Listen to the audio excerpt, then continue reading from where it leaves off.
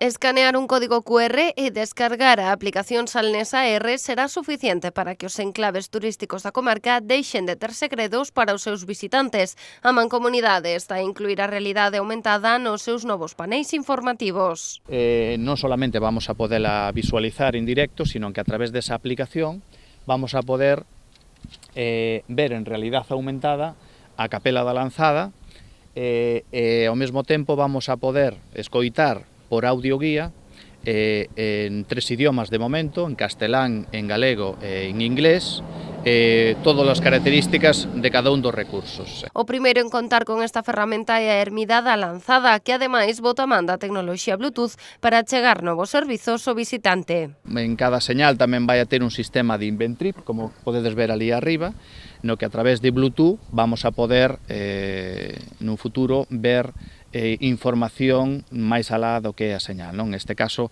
aquí podremos ver información de toda a ruta do Padre Sarmiento e, por exemplo, na señal de Armenteira tamén se vai a colocar toda a información relativa ao camiño da variante espiritual que pasa por ali, non? A Mancomunidade instalará un destes paneis en cada concello, o mirador de San Ciprián en Meaño, a ponte de Pontearnelas en Ribadumia, o Condo Forno en Ailla, o Vilanovés mirador de Lobeira, a Vila García Illa de Cortegada e o mirador de Xiradella en Ogrove contarán con esta ferramenta.